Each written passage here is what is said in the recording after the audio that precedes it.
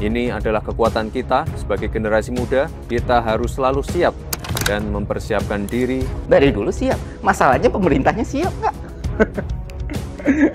Itu kan problemnya. Ini bonus ini membutuhkan kalau jangka pendek lapangan pekerjaan. Sementara kita melihat para anak muda yang sibuk untuk melamar kerja sampai berdesak-desakan, bahkan Sebenarnya jangan selalu anak mudanya dibilang pemerintahnya siap nggak, percaya atau enggak, ngasih kesempatan atau enggak, ngebuka lapangan pekerjaan atau enggak, ngefasilitasin atau enggak, ngasih insentif atau enggak. Kalian itu paham nggak sih betapa susahnya? Aku tuh ya nyari kerjaan, beneran loh susah banget. Ada orang motivasi kita biar punya ruang tumbuh, tapi dia aja tumbuh dari nepotisme. Sayangnya wapres kita di video tersebut nggak mention soal bonus demografi justru bisa jadi bencana akibat gagalnya kebijakan pemerintah. Apa persamaan Gibran Beler dengan pelaku pelecehan seksual? Keduanya sama-sama tidak sadar telah meninggalkan trauma yang begitu dalam pada korbannya. Karena kita, generasi muda, bukan sekedar bonus. Kita adalah jawaban atas tantangan masa depan. Ini adalah kekuatan kita sebagai generasi muda. Kita harus selalu siap dan mempersiapkan diri. Kita harus punya mimpi besar dan keberanian untuk melakukan terobosan. Anak mudanya dari dulu siap, bos. Dari dulu siap. Masalahnya pemerintahnya siap nggak? Itu kan problemnya sebenarnya. Jangan selalu anak mudanya dibilang pemerintahnya siap nggak, percaya atau enggak, ngasih kesempatan atau enggak, ngebuka lapangan pekerjaan atau enggak. Mas tadi bahas masalah ke depan perekonomian. Apa pandangan Mas Anies tentang bonus demografi? Sampai kapan ya bonus demografi ini ya? 2038. Sebenarnya sudah dari 2020 sampai 2038. Jadi kita udah 2 tahun berjalan, 3 tahun berjalan.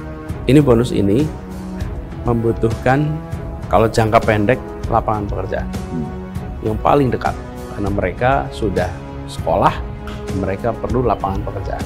Bapak Ibu yang saya hormati, teman-teman sesama anak muda, insya Allah akan terbuka 19 juta lapangan pekerjaan untuk generasi muda dan kaum perempuan. sementara kita melihat para anak muda yang sibuk untuk melamar kerja sampai berdesak-desakan, bahkan kemarin itu sempat viral ya, ada seorang wanita yang sampai jatuh ke siring gegara mengantri untuk melamar kerja. Kan miris sekali guys. Kalian itu paham nggak sih betapa susahnya? Aku tuh ya nyari kerjaan, beneran loh susah banget. Sekarang kan kita bisa lihat di sosmed itu, di TV, tiap hari orang ngantri untuk nyari kerjaan. Kesempatan ini tidak akan terulang, di mana sekitar 208 juta penduduk kita akan berada di usia produktif, di mana generasi produktif, generasi muda memiliki proporsi yang lebih besar sehingga memiliki pengaruh signifikan dalam menentukan arah kemajuan.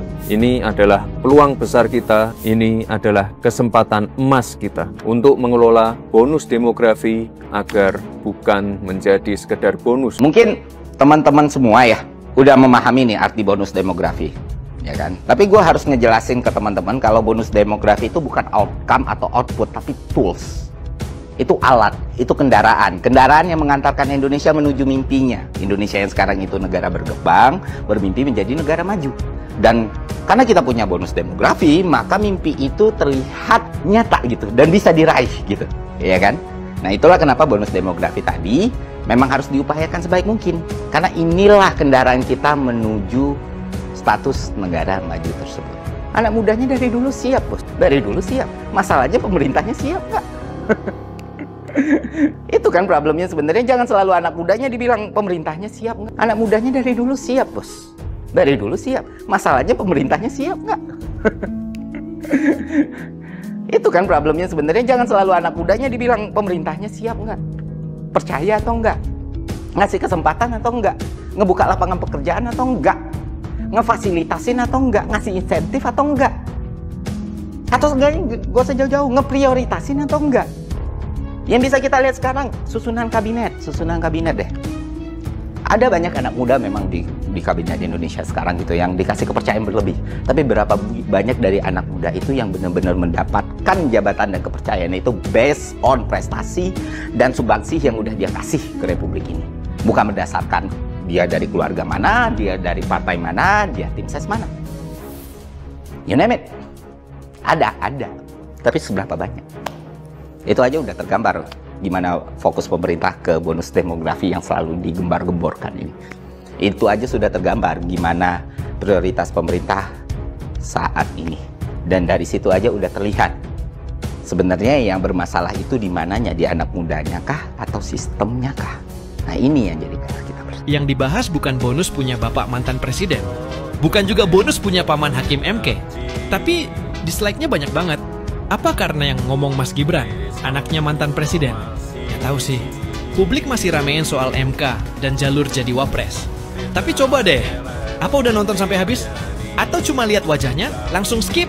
Padahal yang dibahas itu bonus demografi. Isu besar, isu serius, soal generasi muda, soal ekonomi, soal masa depan kita semua. Kalau cuman karena nggak suka orangnya, lalu isinya diabaikan. Padahal cuma diingetin bonus demografi itu kayak musim panen. Kalau disiapin sekarang, hasilnya luar biasa. Tapi kalau dibiarkan, yang tumbuh bukan kemajuan, tapi masalah. Apa persamaan Gibran Beler dengan pelaku pelecehan seksual? Keduanya sama-sama tidak sadar telah meninggalkan trauma yang begitu dalam pada korbannya. Ya, kita semua rakyat adalah korban dari pelecehan konstitusi dan juga intelektual seorang Wapres Gibran. Laiknya korban pelecehan, kita dipaksa menonton pelaku utama tengah ceramah tentang bonus demografi yang ia kangkangi melalui bapaknya, Mulyono. Gibran sama halnya seperti bandar narkoba yang memberikan seminar bahaya zat adiktif. Tapi ia tetap saja stay true, tak menghiraukan goresan luka yang telah ia ciptakan untuk generasi muda. Anda tidak pantas berbicara keresahan anak muda hari ini yang sedang terseok-seok berjuang di atas kakinya sendiri. Keberadaan Anda menjadi orang nomor 2 di Republik ini akan tertulis sebagai catatan kelam pasca kemerdekaan. Cukup Anda menista martabat generasi muda. Jangan kau curi penderitaan kami untuk mendempul mata sayumu. Waduh, masa Mas Ferry Irumade ngikutin konsep video Mas Wapres kita sih? Udah gitu bilangnya, udahlah ntar kita bikin video, nggak usah pakai prompter, nggak usah pakai editan teks, nggak usah pakai soundtrack. Ngeledekin banget. Mana yang dibahas sama lagi kayak apa yang Mas Wapres bahas. Emang ada pembahasan lain?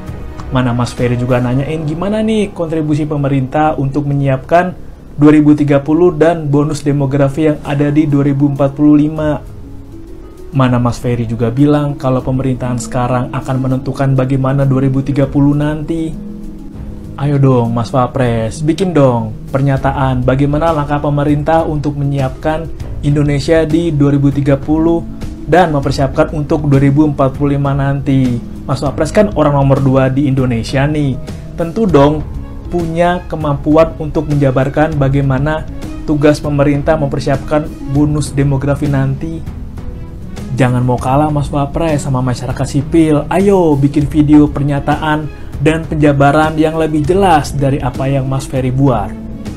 Udah lah we, jangan lagi menghujat beliau, jangan lagi membuli beliau. Setidaknya beliau itu masih wakil presiden kita, wakil presiden kebanggaan kita loh itu. Suka nggak suka, dia itu gambaran masa depan kita. Dia itu bakal menjadi calon pemimpin bangsa ini. Dan gue yakin, gue percaya kalau beliau mampu membawa bangsa ini dikenal oleh bangsa-bangsa lain sebagai apa? Sebagai bangsa yang bodoh. Stop, dislike, dan ngebully Mas Wapres kita. Mas Wapres jangan pernah berhenti membuat video-video brilian yang menggugah semangat. Jangan dengerin haters karena mereka tuh nggak paham, mereka tuh nggak ngerti. Pertama, ini tuh hoax. Saya nggak lihat kau udah dislike. Motor, iya diam kau motor. Saya nggak lihat ada dislike. Itu semua hoax, itu fake news. Jangan percaya sama website https://hemvi.com dislike viewer yang bilang kalau like-nya sekarang 5.000 like dan 70.000 dislike. Rasionya sekitar 1:12. Itu tuh bohong, itu tuh hoax. Kalau isi videonya tuh benar. Haters will be haters. Albertus Yeri 1703. Konsepnya sama kayak Ferry Irwandi. Ferry Irwandi harusnya berterima kasih bahwa the glorious Wapres, our glorious Wapres King telah mengambil dia sebagai contoh. Jadi jangan dengerin Pak. Kalau kata Young Lex, Pak Wapres, the haters I still shining bright. Kita Kita dengerin 5.000 orang yang like dan komen-komennya yang bagus. Dari 28.000 orang yang komentar, saya lihat kok ada komentar-komentar bagus. Saya lihat. Saya berjam-jam cari, saya ketemu. Kita fokus yang ke positif-positif saja. Contoh dari Atoib Nuh Hasan 4661. Jujur nonton video Mas Wapres ini inspiratif banget buat saya pribadi. Saya orangnya pemalu. Tapi setelah lihat sosok Mas Wapres, saya semakin yakin bahwa ada lo orang yang sama sekali udah gak punya rasa. Next. Lukman Q1G. Luar biasa, kita punya Wapres yang smart, open-minded, wawasan luas, berdedikasi tinggi. Wapres kita. Ekonom handal dan kutu buku. Terima kasih banyak Bapak Muhammad Hatta. Jasa, oke. Pak, fokus kepada yang positif. Kita lupakan yang negatif. Hendy Chandra 8540. Ini komen negatif semua tapi masih teguh. Keren emang punya Wapres berkulit tebal. Nah, memang kita lupakan yang negatif, fokus yang ke positif. Nih ada satu lagi nih. 58 hours later. Saya udah ketemu, Pak. Akhirnya saya udah ketemu, Pak. Toto Heru 80, tetap semangat Mas Gibran. Terus berjuang untuk Indonesia yang lebih baik. Jangan hiraukan barisan sakit hati. Nah, barisan sakit hati. Terus mencari celah untuk mengacaukan republik ini. Saya udah ketemu komentarnya. Tuh, helikopter di atas tuh. Ya, saya sudah. Oke, helikopter. Intinya apa? Saya sebagai ketua dari Bersama Gibran Satukan Tujuan. Saya helikopter, diam helikopter. Saya demi Mas Wapres ini. Sana Pak, saya akan selalu mendamping Bapak dan saya adalah supporter Bapak nomor 1. Hidup Gibran! Anomali emang. Ada orang motivasi kita biar punya ruang tumbuh, tapi dia aja tumbuh dari nepotisme. Sayangnya Wapres kita di video tersebut nggak mention soal bonus demografi justru bisa jadi bencana akibat gagalnya kebijakan pemerintah. Gibran nggak salah emang ketika dia mention kita akan ada dalam puncak bonus demografi dan ada ratusan juta penduduk yang ada di usia produktif. Dia nggak salah bagian itu. Yang salah atau tepatnya nggak tahu diri adalah dia lupa dia tuh Wapres dan bapaknya mantan presiden yang berkontribusi besar dalam membuat Indonesia itu emas atau justru cemas. Dalam buku The Demographic Dividend dikatakan minimal 4 kebijakan itu harus dipenuhi untuk bonus demografi dimaksimalkan. Pendidikannya bagus, infrastruktur kesehatannya bagus, lapangan pekerjaannya bagus, jaminan sosialnya juga bagus. Kita tahu di Indonesia kita jauh dari sempurna. Pendidikan kita itu masih di angka 4% sarjananya guys. Dan total pekerja kita itu dominan adalah lulusan SD ke bawah. Dikala Malaysia 75% itu udah sarjana, Korsel 90% udah sarjana, di kita 75% sarjana, targetnya 2051. Masih kalah jauh. Dan pemerintahnya malah motong anggaran pendidikan. Pendidikan kita anggarannya masih kalah jauh sama anggaran kepolisian. Gimana coba ceritanya? Infrastruktur kesehatan kita masih buruk. Saat COVID dipertontonkan kita begitu rapuh. Kedua, soal hari tua, wah, janganlah jadi lansia di Indonesia.